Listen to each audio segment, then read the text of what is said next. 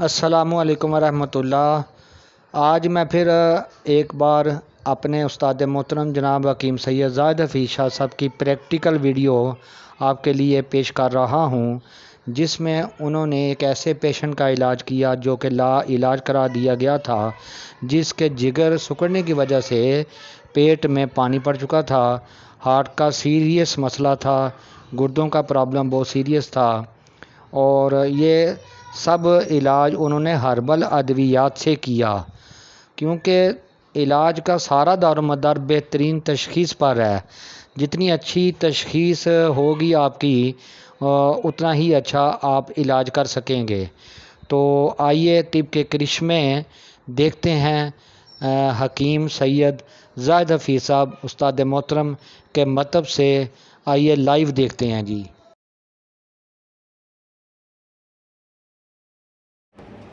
बिस्मिल्लाहिर्रहमानिर्रहीम। मदन नादरीन, ये भाई राशिद है, बहावलपुर से तशरीफ़ लाए हैं। तो इनका मसला ये था कि हार्ट का मसला था इनका, बड़ा सीवियर किस्म का। 3-4 दफ़ा इनको एंजियोग्राफी कराना पड़ी और इसके साथ साथ ये बता रहे हैं कि 6 दफ़ा इनको हार्ट अटैक हुआ और बीपी इनका 230/130 तक चला जाता था। शुगर थी और इन्होंने हेपेटाइटिस सी का कोर्स किया था। तो उसके बाद अब इनके पेट में पानी पड़ना शुरू हो जाता है। हमारे पास जितने भी मरीज़ आते हैं हेपेटाइटिस सी या बी के, उन्हीं के पेट में पानी होता है। ऐसा कोई मरीज़ नहीं आया कि जिसने बताया हो कि मैंने हेपेटाइटिस सी या बी का कोर्स नहीं किया। अमूमी तौर पे हमारे जो तबीब हैं उनके ऊपर यही इल्ज़ाम लगाया जाता है कि ये जिगर गुर्दे ख़राब करते हैं। तो मेरे पास तो जितने भी मरीज़ आए हैं वो सारे के सारे ये बताते हैं कि हमने जी हेपेटाइटिस सी या बी का कोर्स किया था, उसके 2-3 साल बाद हमारा जिगर सिकुड़ गया और अब हमें जो है ना ट्रांसप्लांट का बोला, और ट्रांसप्लांट कोई अफोर्ड नहीं कर सकता और किसी का हो नहीं सकता। जैसे ये भाई हैं, इनका हार्ट का इतना सीरियस मसला था कि इनका ट्रांसप्लांट नहीं हो सकता था और ओपन हार्ट सर्जरी जिगर की वजह से नहीं हो सकती थी, कोई जिगर सिकुड़ चुका था।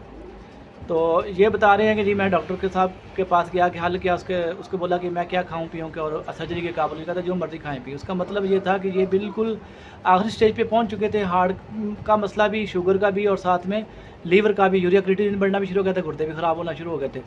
तो उनका मकसद ये था कि ये जानवर नहीं हो सकते। तो ये मेरे पास आए हैं बहावलपुर से। तो इन्होंने 15 दिन की दवाई ली। अल्लाह का फजल हुआ कि ये 4 साल से सो नहीं सकते थे, ऐसे कंधे के ऊपर साथ रख के लेटे रखते थे। अब अल्हम्दुलिल्लाह अल्लाह का फजल है, ये बता रहे हैं कि मैं तीसरे चौथे दिन लेट गया था और उस वक्त से सो रहा हूँ और पेट में दोबारा पानी भी नहीं पड़ा, निकलवाना नहीं पड़ा, और बीपी भी कंट्रोल है अल्हम्दुलिल्लाह। शुगर बता रहे हैं कि कल मैंने चेक की थी 103 थी, जबकि हमारी दवाई ख़त्म हुए भी काफ़ी दिन हो गए। उसकी वजह ये थी कि बहावलपुर से कहने आने में मुझे थोड़ी प्रॉब्लम है सफ़र की, कि सफ़र बहुत ज़्यादा है।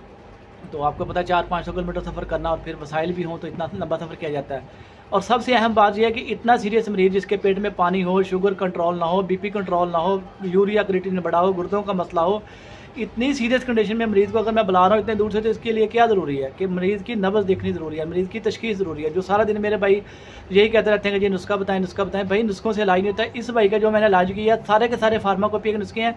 अभी मैं आपको इसकी पर्ची भी से दिखाता हूँ भाई की, कि उसके ऊपर मैंने वो अद्वियात लिखी हैं जो मैंने इनको दी हैं।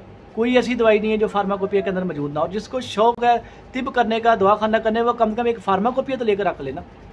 तो अभी हम किसी को बताते हैं कि भाई आपने हाज़म 5 देनी है, तो कहते हैं जी हाज़म 5 का नुस्खा सेंड कर दो। भाई इतने फारग नहीं होते हम अपने तजर्बात आपको शेयर करते हैं, तो आप कम से कम 200-400 रुपया तो लगा ले अपनी ज़ात के लिए।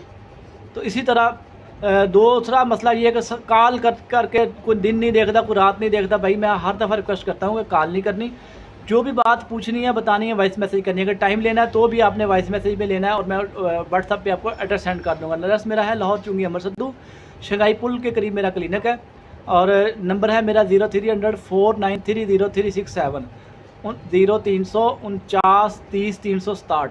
ठीक है, जब भी कोई बात पूछनी है, बतानी है, सिवाय इमरजेंसी के भाई कॉल मत करें, जो भी बात करनी है वॉइस मैसेज में करें।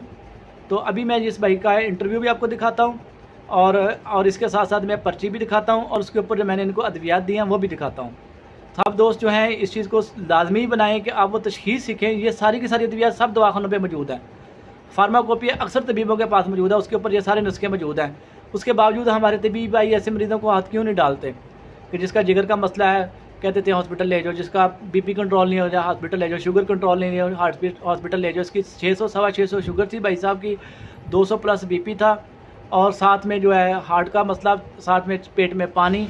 अल्लाह के फजल करम से इनका बिल्कुल अब ना पानी निकलवाना पड़ता है इनको, और ना ही जो है इनकी शुगर जो है वो भी नहीं बढ़ रही। 103 थी कल इन्होंने खाने के बाद चेक की है, और अल्लाह के फजल करम से इनका बीपी भी 130/70 90 80 यहाँ रह रहा है, जो 230/40/130 होता था। तो ये अल्लाह का फ़ज़ल है। जी राशिद भाई, अभी मैं आपसे पूछूंगा कि आपने क्या क्या फ़ायदा किया और आपको क्या क्या मसाइल थे। बिस्मिल्लाहिर्रहमानिर्रहीम। अज़ीज़ नाज़रीन, ये राशिद भाई हैं, सामने देखना भाई, बहावलपुर से आए हैं मेरे पास। ये आए थे मेरे पास तकरीबन 15/5 को। तो इनके मसाइल ये थे कि इनको जिगर का मसला था, जिगर की आखिरी स्टेज थी, पेट में पानी जमा होना शुरू हो गया था, और इसके अलावा यूरिया क्रिएटिनिन बढ़ रहा था, हार्ट का मसला था, और इसी तरह इनको शुगर का मसला था, शुगर, ठीक है, और इसके साथ इनका मैदे का मसला था, पेट में पानी था। तो ये सारे क्रिटिकल मसाइल थे जिनके अंदर जो है ना हमारे बहुत सारे तबीब भाई ये देख के मरीज़ को खुद ही कह देते हैं कि भाई आप एमरजेंसी जाएँ।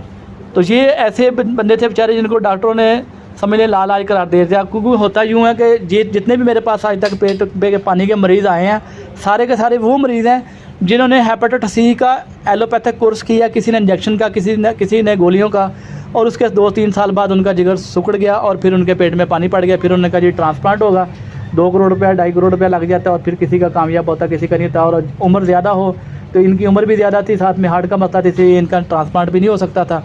तो ये हमारे पास मरीज़ वही आते अक्सर जो इलाज कर दिए जाते हैं। क्योंकि पहले तो यही कहा जाता है कि हकीम के पास ना जाना, गुर्दे ख़राब हो जाएंगे, जिगर ख़राब हो जाएगा।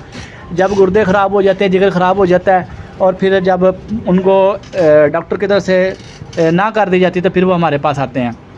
तो लिहाजा अभी ये हम राशिद भाई से पूछते हैं कि इन्होंने दवाई ली थी 15 दिन की, तो उसके बाद ये 1.5 माह बाद दोबारा आए हैं, क्योंकि सफ़र बहुत ज़्यादा बहावलपुर से लाहौर का मेरा ख्याल कोई 300-350 का होगा, 400-500 का बता रहे हैं। तो फिर ये स्पेशल सवारी के बगैर आ नहीं सकते, जब ये ऐसी इनकी कंडीशन थी।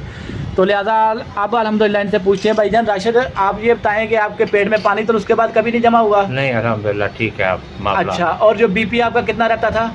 ब्लड प्रेशर तो मेरा 240/130-40 हो जाता था। अब अल्हम्दुलिल्लाह ठीक है? अल्हम्दुलिल्लाह ठीक है। अच्छा, जो आपको शुगर थी, शुगर कितनी है आप? शुगर ठीक है। कोई कितनी आई थी कल आपने बताई थी? कल 102 शुगर थी। दवाई नहीं खा रहा डॉक्टर, दवाई भी हमारी खत्म हुई हुई थी। हाँ। उसके बावजूद इनकी शुगर 102 थी। हाँ। और आपको हार्ट अटैक कितनी बार हुआ? 6 अटैक हुआ। 6 अटैक। और डॉक्टर ने आपकी देख के क्या कहा था रिपोर्ट? नहीं, उन्होंने फिर कहा था 3 दफ़ा एंजियोग्राफी करी है। 3 दफ़ा एंजियोग्राफी हुई है। फिर वो उन्हें कहा था फिर भाई दोबारा एंजियोग्राफी होगी, फिर देखेंगे आप स्टार्ट डलते हैं या बाईपास होता है। अच्छा, दिल में पावर तो है नहीं थी मेरे जी। इंजेक्शन फ्रिक्शन का मसला रहा, पूरा खून पंप हो नहीं रहा था जिस हिसाब से। जी। फिर मैंने पूछा फिर क्या खाना है, कोई परहेज? उन्होंने कहा तुम्हारे लिए कोई परहेज है। उनका मकसद ये था कि अब इलाज है, जो मर्जी खाते रहो। हाँ। यानी कि ना आपका ओपन हार्ट सर्जरी कर रहे थे जिगर की वजह से, खाना, और ना आपका ट्रांसप्लांट कर रहे थे कि हार्ट का मसला बहुत ज़्यादा सीवियर था। और इसी तरह आपकी शुगर भी काबू में नहीं थी, और ना ही आपका जो बीपी काबू में था, और पेट में पानी भर जाता, नींद नहीं आती थी मुझे, और नींद नहीं आती। और कितने साल के बाद आप सोए? कितने सालों के बाद? तकरीबन 4 साल ऐसे सोता था, कंधे पे सारा, लेट नहीं सकते सीधे। और हमारी दवाई के कितनी देर बाद आप लेट गए थे? आप जो है ना वो 3-4 दिन के बाद जो है ना 3-4 दिन के बाद लेट गए थे। और अल्हम्दुलिल्लाह जो खिंचाव था, पाँव सुन थे और पेट सुन था, उसका क्या हाल है? वो ठीक है अल्हम्दुलिल्लाह। तो ये मतलब नाज़रीन, इस वीडियो का जो असल मकसद है वो ये है कि हमने इनको दिया क्या, ये नोट फरमा लें। हमने इनको तराके मैदा दी, ये भी फार्माकोपिया का नुस्खा है।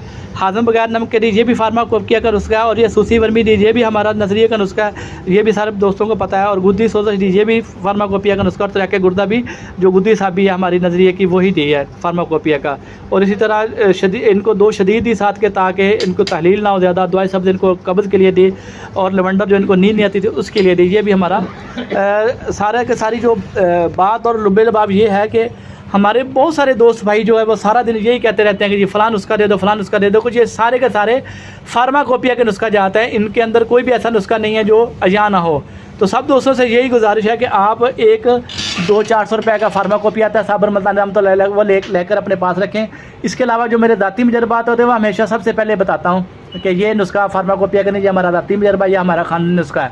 तो इनका जो मैंने इलाज किया ये अल्हम्दुलिल्लाह अल्लाह के फजल करम से वो सारे के सारे नुस्खा जात जो है वो फार्माकोपिया के, और इनकी सारी की सारी क्रानिक डिजीज़ थी और लाल आइज डिजीज़ थी।